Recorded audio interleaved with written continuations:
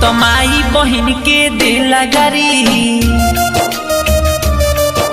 तो माई बहिन के देला गारी, भाई भाई कह के पोल्हावेला। एगो हवे करे जी नंबर 1,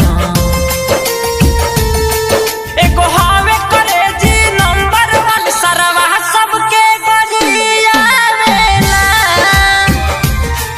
एगो हवे करे जी नंबर 1, सरवा सबके गरियावेला। तो माई बहिन के देला गारी। Mix by Sneha recording studio Jamo Chand टोला।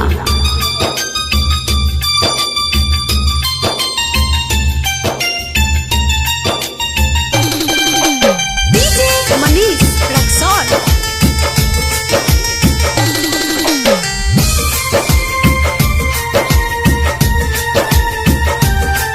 अपना के तेजू बनेला, कहला पर कुछ तनेला। कितना तारीफ करियो कर सबके नंबर से गनेला। केहू के नहीं छोड़ताऊ,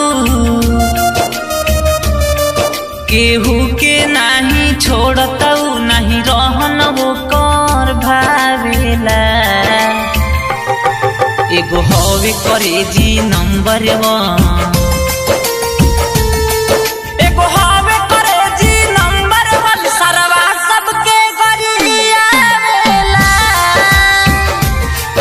एगो हवे करे जी नंबर 1, सरवा सबके गरियावेला।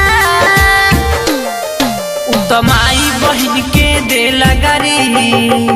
Mix by Sneha recording studio Jamo Chand टोला।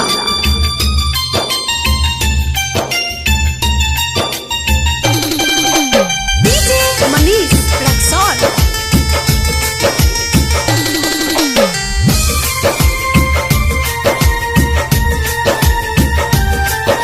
तो बोलेला बेपर्दा हो, इज्जत के उड़ावे गर्दा हो।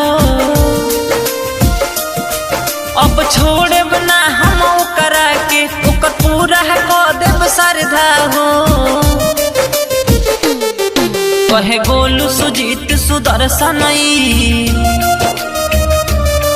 रितेश बलम कहेला, सब मिलजुल के समझावेला। एगो हवे करे जी नंबर 1,